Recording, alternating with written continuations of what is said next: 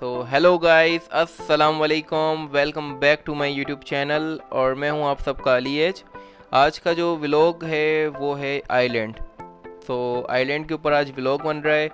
So guys, vlog start करने से पहले ये मैं आपको बताते हुए चलूँ कि आइलैंड एक बहुत ही खूबसूरत जजीरा है जो बिल्कुल नियर है इंग्लैंड, वेल्स के बिल्कुल नियर पे ये, मतलब ये पूरा एक जजीरा बना हुआ, एक पूरा मुल्क है ये। सो ये भी एक यूरोप का ही हिस्सा है। तो जो यूरोप जाने से मोहब्बत रखते हैं, सो वाई नॉट कि आप सब यहाँ पर आएँ। आइलैंड जो बिल्कुल ईज़िली सबको वीज़ा दे रहा है, और इसमें वीज़ा की कौन कौन सी कैटेगरीज हैं वो भी मैं आपको बताने वाला हूँ। तो जो यूरोप जाने से मोहब्बत रखते हैं और वो ये भी चाहते हैं कि हमें वीज़ा जल्द से जल्द मिल जाए, तो गाइस आइलैंड के लिए अप्लाई करें। कुछ साल यहाँ रहें, उसके बाद मूव ऑन। आपको जर्मनी, फ्रांस कहीं भी जाना है वहाँ मूव हो जाए, लेकिन अप्लाई आप आइलैंड के लिए करें ताकि आपको वीज़ा जल्द से जल्द मिल जाए। सो बिना किसी टाइम को वेस्ट करते हुए मैं आपको बताने वाला हूँ वीज़ा की कैटेगरीज। तो स्टार्ट करते हैं अब।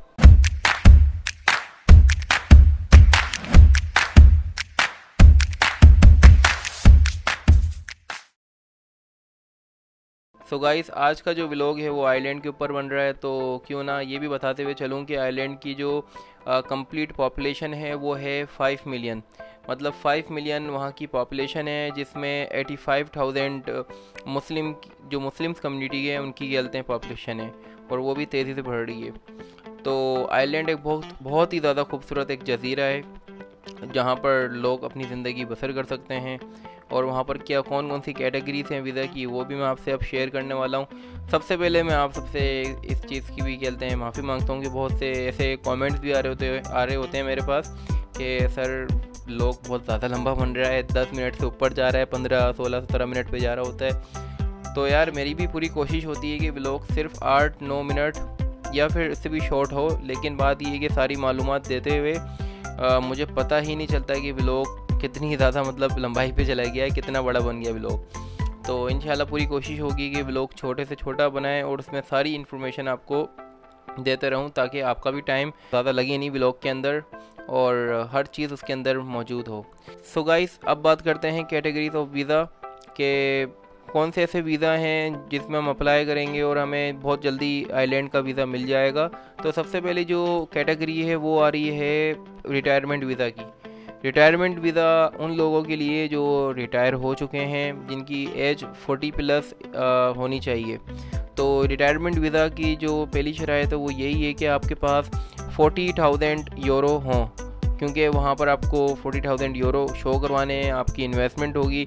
देन उसके बैक ऑफ पर आपको बहुत ज़्यादा ये कि रिलीफ मिलता रहेगा। आपको मंथली तौर पर गवर्नमेंट आपको ये कि अच्छा पे भी करती रहेगी। तो ये ईजीएस्ट वे उनके लिए जो ये कि 40+ हैं और वो अपनी ज़िंदगी बिल्कुल आराम से सुकून से गुजारना चाहते हैं। तो जो लोग यहाँ इन्वेस्टमेंट कर रहे होते हैं, कोई वेरी टाउन में किसी ने बहुत ही बड़ा बंगला ले लिया, किसी ने डीएचए में बहुत ज़्यादा बड़ा बंगला ले लिया है, और यहाँ पर तो लाइफ हमेशा ही के डेंजर में रहती है, कुछ नहीं पता कि हमारा अगला जो पल है वो कैसा होने वाला है।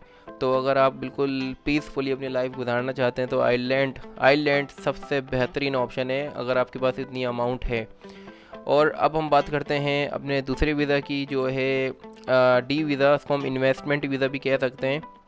जिनके पास पैसा अच्छा खासा है वो वहाँ पर आइलैंड में पैसा अपना इन्वेस्ट करे। ये आप अगर आइलैंड की खुद की गवर्नमेंट की जो उनकी वेबसाइट है वहाँ देखेंगे, उन्होंने पूरा ये कि मेंशन किया हुआ अगर कोई वहाँ पर इन्वेस्टमेंट करता है आइलैंड के अंदर तो उसको ये कि बैक पे क्या मिल रहा है, उनको कितना अच्छा रिलीफ मिल रहा है। तो रिलीफ की अगर बात करें तो बहुत ही अच्छा रिलीफ है। मतलब आपने अगर लेट सपोज अगर आपके 20,000 यूरो आपने ये कि इन्वेस्ट किए हैं, तो आपको हर महीने आपके 5,000, 10,000, 15,000 यूरो कहीं नहीं गए, आपको इतना ये कि रिलीफ मिल रहा होता है। ये आयरलैंड की गवर्नमेंट के रूल्स हैं जो उन्होंने बनाए हुए हैं और इसमें आसानी सबके लिए ही है।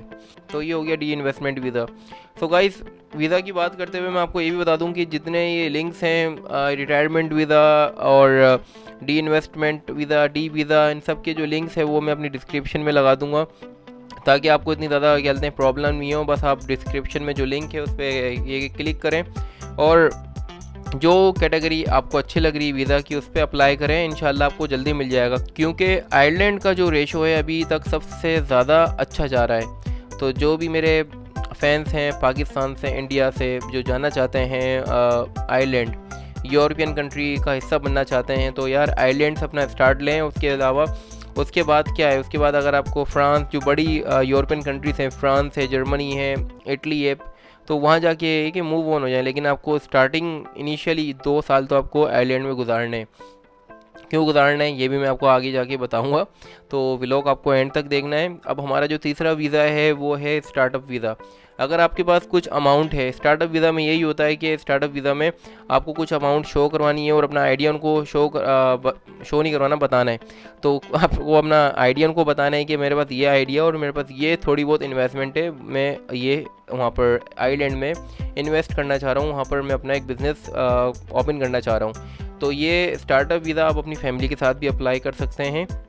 बस शराइत यही है, जो आपके बच्चे हैं, ये स्टार्टअप वीज़ा की ये के थोड़े कानून हैं, उनके रूल्स हैं कि आपके जो अगर फैमिली के साथ अप्लाई कर रहे हैं, आपके बच्चे हैं वो अंडर 18 हों, तो आराम से वीज़ा मिल जाता है पूरी फैमिली को। अगर नहीं होंगे प्रॉब्लम थोड़ी बहुत क्रिएट होती है, लेकिन आयरलैंड गवर्नमेंट दे देती है, क्योंकि उनको अभी इस टाइम बंदों की बहुत ज़्यादा ज़रूरत है।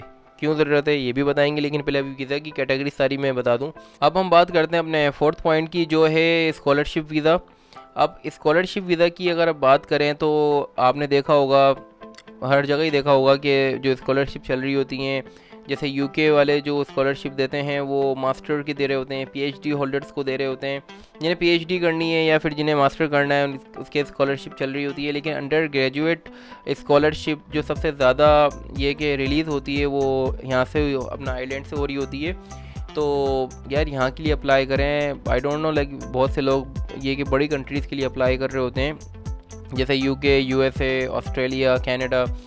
तो वहाँ पर अंडर ग्रेजुएट इतनी ज़्यादा स्कॉलरशिप नहीं होती है जितनी ज़्यादा आपको आइलैंड दे रहा है। तो आइलैंड जाएं यार, आइलैंड में ये कि अपनी स्टडी करें, क्योंकि वहाँ पर बहुत ज़्यादा फ़ायदा है। आपको फ़ायदा क्या हो सकता है वो भी बताते हैं। स्कॉलरशिप का क्या बेनिफिट है ये भी मैं आपको बताऊंगा। अगर कोई अंडर ग्रेजुएट वहाँ अपनी स्टडी को बिल्कुल कंटिन्यू करना चाह रहा है, उसकी क्या फ़ायदे हैं और उसको रिटर्न में क्या मिलेगा, तो ये भी मैं बताऊंगा। उसके अलावा एक और बात बतानी है कि आइलैंड के अंदर 30 ऐसे जजीरे हैं जहाँ पर जो लोगों की पॉपुलेशन है वो पता है कितनी है। अगर एक जजीरा है तो वहाँ पर सिर्फ 2 लोग रह रहे हैं, दूसरा है उस पर 7 लोग रह रहे हैं, और अगर तीसरा है वहाँ पर भी ऐसा ही है। तो वहाँ की गवर्नमेंट ने ये अनाउंस भी किया है, और आप मेरे ख्याल से आप सबको पता भी होगा कि वहाँ की गवर्नमेंट ने ये कहा है कि भाई हमें ये जितने जजीरे हैं वो लोगों से भरने हैं। तो अगर आप पाकिस्तानी हो, आप थोड़ा हिम्मत करो और जल्दी जल्दी अप्लाई करो, क्योंकि होता ये कि हम सबसे एंड में अप्लाई कर रहे होते हैं और जब तक हमारे हाथ से जो अपॉर्चुनिटी होती है वो निकल जाती है। इसमें फ़ायदा क्या होगा, जो घर 1900 आई थिंक लाइक 65 या फिर 85 से पहले के बने हुए वो आपको मिल जाएंगे आराम से, अगर आप इसके लिए अप्लाई करते हो, क्योंकि उन्हें अपना आइलैंड फुल मतलब लोगों से भरना है, क्योंकि पॉपुलेशन वहाँ की बहुत ज़्यादा कम हो गई है। जो वहाँ की पॉपुलेशन थी पहले वो लोग ज़्यादा मूव हो गए, कोई फ्रांस, कोई जर्मनी। अब आइलैंड गवर्नमेंट यही चाहती है कि हमें वापसी इस चीज़ पर वर्किंग करनी है, ताकि हमारी जो मुल्क की पॉपुलेशन है वो ज़्यादा से ज़्यादा इंक्रीज़ हो।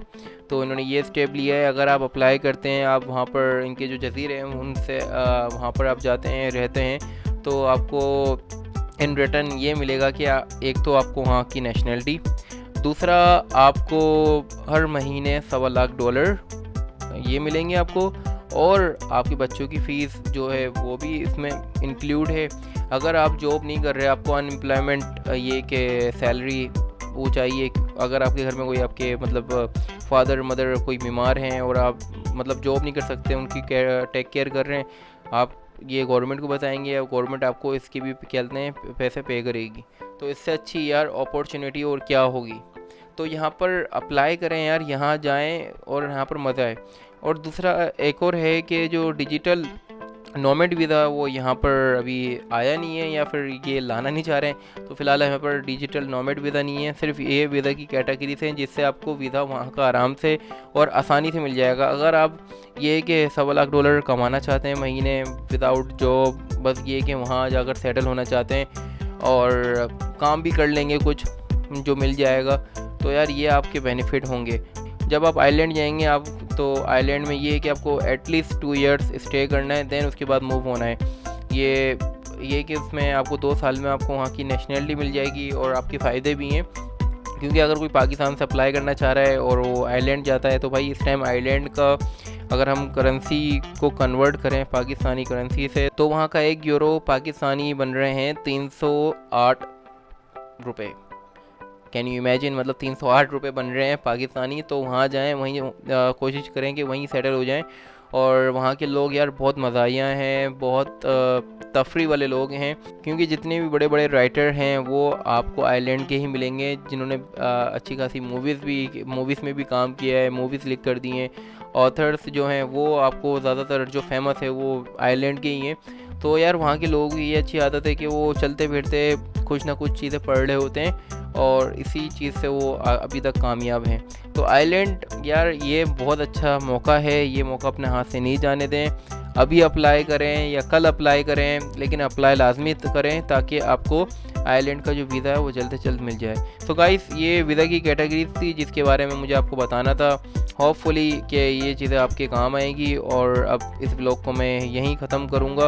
अगर कोई चीज़ मिसिंग होती है, कोई चीज़ मैंने सही नहीं आपके सामने डिलीवर की है, do let me know in the comment section.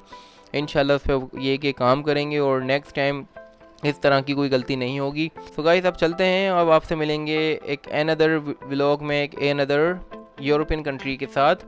अपना ख्याल रखिए और मुझे इजाज़त दीजिए। अल्लाह हाफिज़।